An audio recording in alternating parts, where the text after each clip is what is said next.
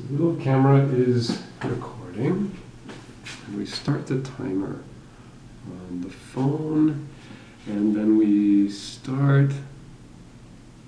Yeah, okay, so we're a minute early, but we're going to start the recording here, which is this button, record to the cloud. Okay, morning. So you can probably tell by the time that it says I posted the lecture notes last night, this may not be the most coherent lecture. Unfortunately, it's about sorting, which sorting can be as complicated as you want. I mean, there's, in that Art of Computer Programming series, the second volume, third volume? Third volume. No, second volume, I think. Third volume is semi-new. I forget the order. Maybe I have them in the box the wrong way around. Is sorting and searching. Okay, so I think in there Knuth says that most of, at least back when he wrote that, most of the computing time in the world is spent sorting stuff, right? Because sorting is a very basic step. If you want to do a database join, you sort. If you want to find stuff, you sort. Actually, at the end of this lecture, we'll be talking about selection, and you can do this faster, but the easiest way, like if you just have a spreadsheet and you want to find something, you want to find the fifth largest element, you can either remember the command to do that, or you can just sort. Right? So a lot of times, people just sort. So when we get to greedy algorithms, which is going to be the next week, by the way, remember, no class Monday. Yay! I need a break. I want to. It's Victoria Day, I think, right? It's May 24th. In the syllabus, it says the university is closed. Yeah, so I have never paid attention to this before because it's the traditional day for people to go to the cottage. I don't have a cottage. I don't care. I'm an academic. Like, I work Mondays and Wednesdays, and then I usually work weekends.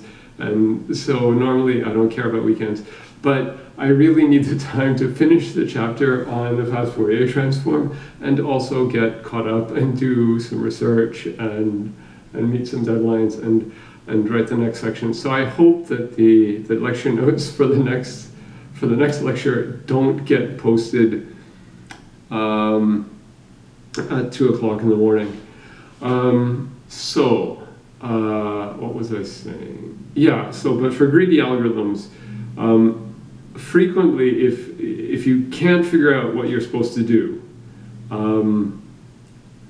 if you're sitting in the exam and it says, you know, what do you do? The first thing, if you have no idea what to do, you just write, so we sort the input. What do you sort it by? Like, who cares? Choose something. But usually, if you sort as a first step, it's not that bad. It's not too hard, and frequently if you think about sorting something, then it sort of gets you towards maybe. There are frequently only a few things you can sort on, and if you consider sorting on any of them, if there is a greedy algorithm, it usually starts by sorting. Okay, you've probably seen lots of sorting algorithms. I mean, my first year of computer science, it was sorting algorithms. It was just sorting algorithms to death. And so it was heap sort, merge sort, quick sort, insertion sort, bubble sort, selection sort. There are dozens of sorting algorithms. Splay sorts. I mean, they're cool. They have different uses and different. I'm just going to check this is recording. Yes, they have different sort of applications and strengths and weaknesses.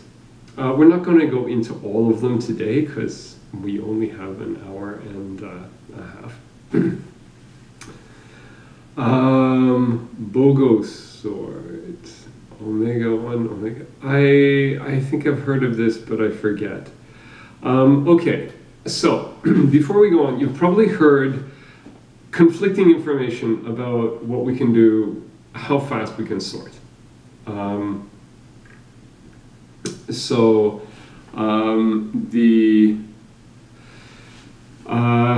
you've probably heard that sorting takes O(n) log n time, and that is true. Now, okay, technically on a word RAM, I mean, if the numbers are really, really huge, you have to be able to read the number. So if you have n numbers, but the numbers are enormous, then you can't do it in O(n) log n time because it takes you too long just to look at the bits in the number. But ignoring pathological cases like that. So yeah, we can do it in O(n) log n time. But usually what people mean when they say that, you should now appreciate that what they mean is it takes omega n log n in the worst case. And whether that's true depends on who you ask and exactly what the circumstances are. For example, I was last night, late at night, I was reading the Stacks invited talk by, I think, Torben Hagerup, and, no, Mikkel Thorup? Okay, one of those two. And talking about sorting in the word RAM model, and there's, I think it's by Anderson, there's this thing, supposedly simple algorithm that works in n log n. Okay, we're not going to get into all of these sneaky bit tricks you can do on the word RAM algorithm, and in general, I think people do say, okay, if you don't have, if you can't assume anything about the numbers, then n log n is about the best you can do. But having said that, there are sort of two special cases that I want to talk about. First, where you can do better than n log n. Okay, so the first one is just the numbers come from a range. So you've got these n numbers which fit, each number fits in machine word, and they come from a range which is linear in n. Okay, so the range is let's suppose they're positive integers. The range is of size Cn for some constant C. Okay, so you can actually assume that the range is 0 to Cn minus 1. Okay, so why can you assume that? Well, okay, if it's not, then you can, in linear time, you can scan the numbers and find the smallest number. And if the numbers are negative, then you have to add the smallest number to map the smallest number to 0 and shift everything. Or if the smallest number is positive, then you subtract the smallest number and you shift everything.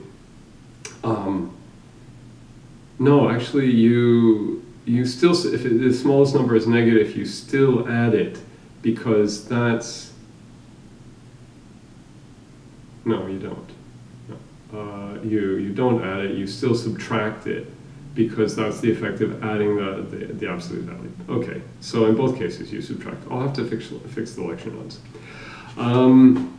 So you can shift to this, so you can shift everything so it's in the range 0 to Cn minus 1. Okay, what do you do then?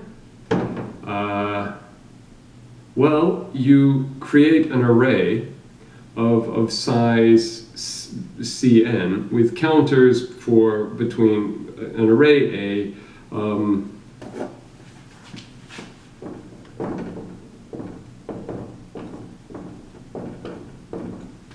Okay, so if you just want to know what the numbers are, so you just want the numbers reported in order, then you can just scan the list. So of integer counters, all initially set to 0. Okay, so you scan the numbers, and every time you see a number I, you increment the counter at AI. Okay? So now when you scan the whole thing, this takes linear time, then you just run through the array and you ignore all the counters which are still 0, and for every counter which is not 0, you say, okay, I saw this many occurrences of I in this set of numbers. How long does this take? This takes linear time, right? Because it's going to take cn time to like malloc the array, assuming natural things about your operating system. It's going to take linear time to scan the numbers, and then it's going to take linear time to scan through the array again. So linear time, okay? Easy, easy, easy. The only thing is, now what if these numbers are things like people's ID numbers or phone numbers or something like that, and you actually will have this, so you have keys and records attached to these keys. And so you don't just want to know like how many people have each phone number, because that's like, oh, you just get back to a list of sorted phone numbers. You actually want, okay, like I guess you could have like this reverse phone book where you can look up people's phone numbers. Then you can look up a phone number and find out who's attached to it. I think this exists. So you actually want the numbers, you want to actually have the records with the numbers. So in that case, what you could do is, instead of having counters for each, so each AI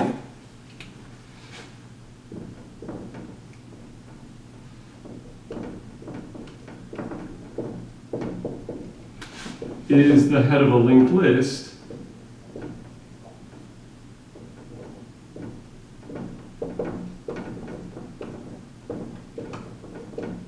initially null,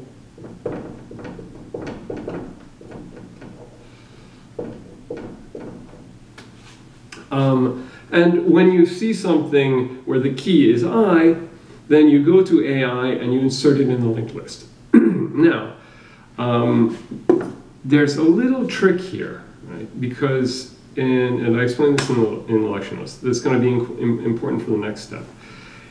If you do this naively, what you're going to do is you see AI, you go to, you see a value I, you go to AI, you insert it in the list, you see another occurrence of value I, you go to the same linked list, you insert so let's say you have,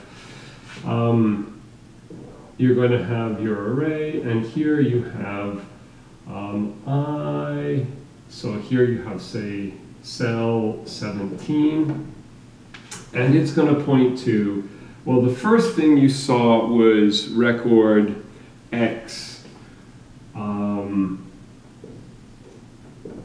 X4, right? But then you saw X16, which is also, so X4 has key 17, so X4 equals X16 equals 17. So you would go and insert X4 in I, right? So you actually have X4, and then here you have a pointer to all of this satellite information, like address, something. And here you have a pointer to all of the satellite information for this person 16. And so later, when you go back and you're reporting, you say, oh, 17, there were 2 occurrences of 17, and the natural way to do it is to read, right, because you want the insertions to work in constant time into the linked list. So you want to insert at the head of the linked list, unless you do something like a doubly linked list and you have a pointer to the tail. This is fine. In which case you can insert at the tail, whatever. But normally you'd be inserting at the head. This is what you've learned, and then you'd come back, and the natural thing to do is report X16 and then X4. So notice that then the values that have the same, the records that have the same value get reported in the reverse order they appear in the original set of keys or numbers or whatever, right? So you'd be doing X16 and then X4, and then if X50 is also 17, you'd eventually report x50, x16, x4. So this is kind of annoying because it does this reversal thing, and we don't really want that. So instead what we'd like is if x4 and x16 and x50 are all 17, they're all equal, then we'd like them to be, frequently for a lot of things, you'd like them to be in the same order that they occurred in the original set. So in which case your stable sorting, so for a stable sort what you get is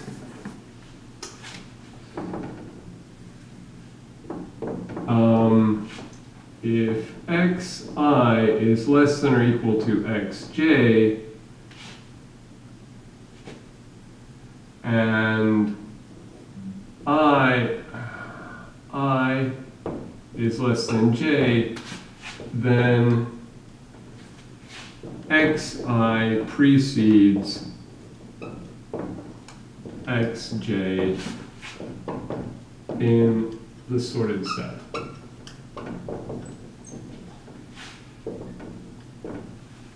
Okay, I'm saying set. Frequently you want to sort multi-sets, not just sets, whatever. It was a late night. I could get this right if my life depended on it, but okay. So if xi is strictly less than xj, then xi precedes xj, and if it's equal, yeah. So actually, what we want to say, okay, forget the less than or equal. Just so to be completely explicit, if xi is less than xj, then xi precedes xj in the sorted set in the output. Okay, let's say in the output.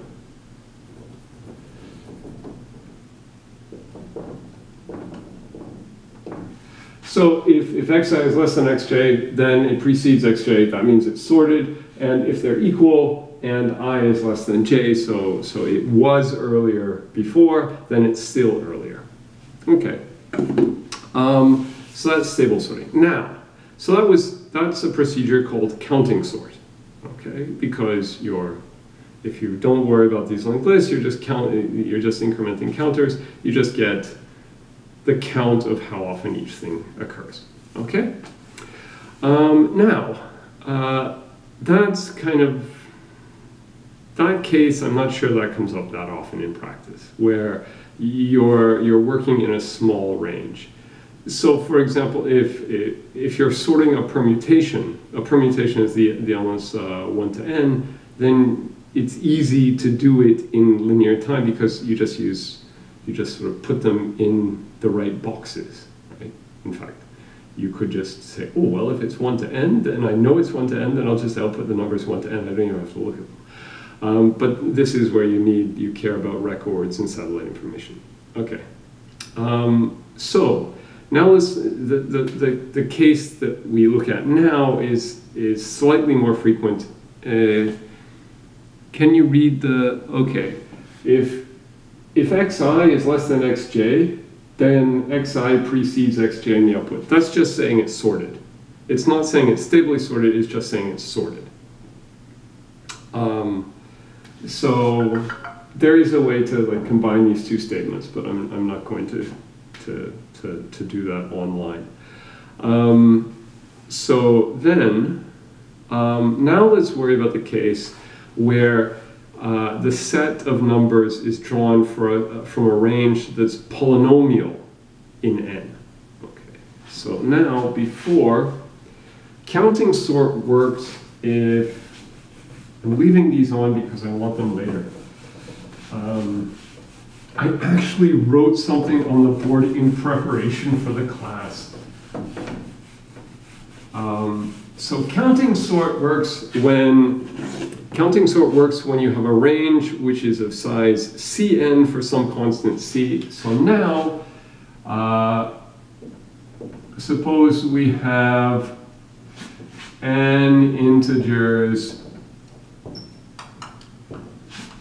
from a range of, and they fit in, each one fits in a constant number of machine words, of size n to the c for some constant c.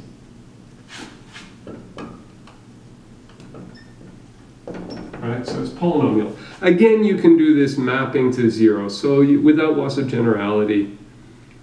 N to the c, it means, so for, it's some polynomial in n. So c is a constant, so it could be, I mean, 5, okay. It could be 16, something like that, but some constant. And this is going to affect the coefficients in the running time. Some constant exponent. And so instead of being c times n for some constant c, so it's linear size, now it's polynomial size. Okay. In polynomial of n, it's like n squared, n to the 5th, n to the 17th. Right? It's like n to some constant.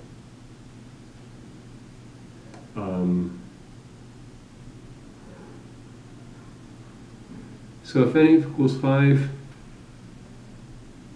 no.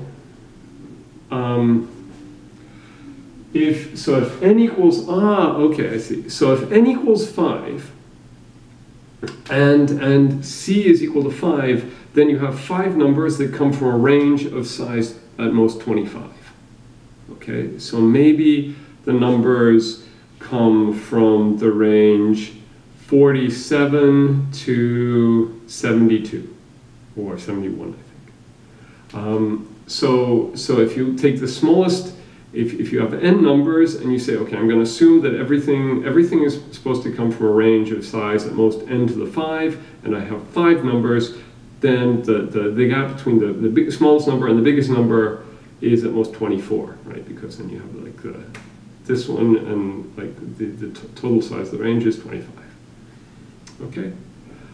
So the gap between the smallest and the biggest number is not too big. It's polynomial in n.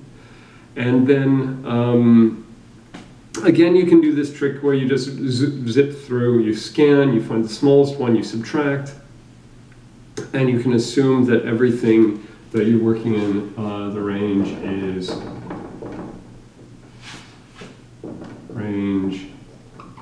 is, so there's this assume without loss of generality, W log. It looks like a math operation, but it's without loss of generality. Range, you can assume that it's 0 to n to the c minus 0 by doing this mapping trick. Okay. Now, I'm not actually going to do that in the example. So, now, how do you deal with this? Well, assume that, like, we're working on a computer, so assume the numbers are written in binary. So what you're going to do is you're going to take, basically, you're going to do radix sort of, but you're not going to do it bit by bit. You're going to do it in radix sort in a special base that we're going to choose now. So we're going to choose base b equals ceiling of log n, right? And then, so each number, and okay, I'm writing numbers, let's assume they're integers. So each number can be viewed as a sequence, well, as a c-digit number